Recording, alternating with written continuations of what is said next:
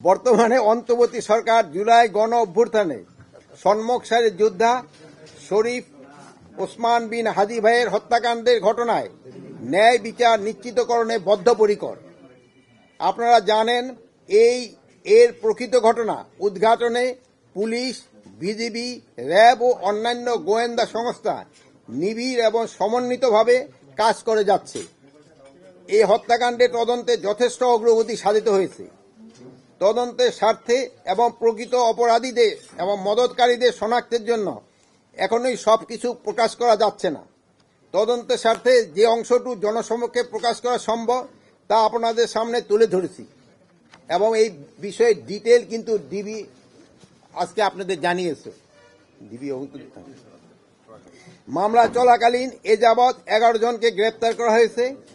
গ্রেপ্তারকৃতরা হল ঘটনার মূল হোতা ফয়সাল করিম মাসুদের বাবা হুমায়ুন কবির, মা হাসি বেগম, স্ত্রী শাহেদা পারভিন সামিয়া, শ্যালক ওয়াহিদ আহমেদ শিপু, গার্লফ্রেন্ড মারিয়া আক্তার লিমা, মোহাম্মদ কবির, নুরুজ্জামান নোমানি ওরফে উজ্জ্বল, সিবিয়ন দিও, সঞ্জয় তিসিম, মোহাম্মদ আমিনুল ইসলাম রাজু, মোহাম্মদ আব্দুল হান্নান।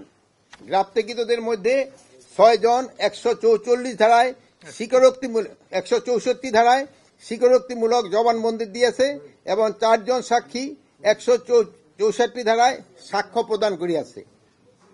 এই হত্যাকাণ্ডের ঘটনায় জব্দকৃত উল্লেখযোগ্য আলামত সমূহ হল: হত্যাকাণ্ডে ব্যবহৃত 2টি বিদেশি পিস্তল, 52 রাউন্ড গুলি, ম্যাগাজিন ও ছোরা, হত্যাকাণ্ডে ব্যবহৃত মোটরসাইকেল, ভুয়া নম্বর প্লেট, ঘটনাস্থল থেকে হত্যাকাণ্ডে ব্যবহৃত গুলি, খোসা এবং বুলেট, ভিডিও ভিত্তিক সিসিটিভির ফুটেজ এবং অন্যান্য আলামত এবং প্রায় 53টি অ্যাকাউন্টে মোট 218 কোটি টাকার স্বাক্ষরিত চেক।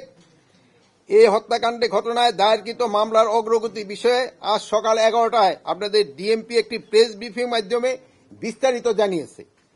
এই হত্যাকাণ্ডের পিছনে কারা জড়িত রয়েছে তা উদ্ঘাটনের জন্য আইন শৃঙ্খলা বাহিনী জোর প্রচেষ্টা অব্যাহত রয়েছে। গ্রেপ্তারকৃতদের কাছ থেকে পাওয়া তথ্য, সাক্ষীদের জবানবন্দি এবং উদ্ধারকৃত আলামত পর্যালোচনা ও সার্বিক বিবেচনায় মামলাটি তদন্তের শেষ পর্যায়ে রয়েছে। আগামী 10 দিনের মধ্যে 7ই জানুয়ারি 2026 এই মামলায় চার্জশিট দেওয়া সম্ভব হবে বলে আশা করছি।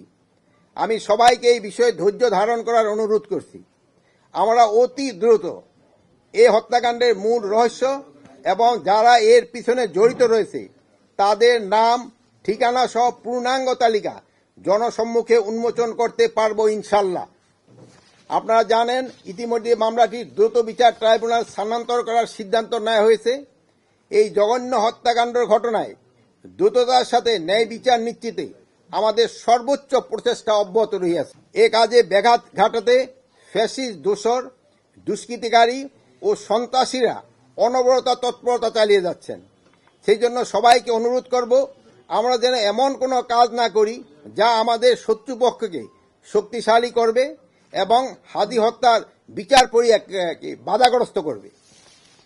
আমি আপনাদের আশ্বস্ত করতে চাই, বর্তমান অন্তর্বর্তী সরকার, এই অন্তর্বর্তী সরকারের মেয়াদেই হাদি ভাইয়ের হত্যার বিচার সম্পূর্ণ করা হবে ইনশাআল্লাহ।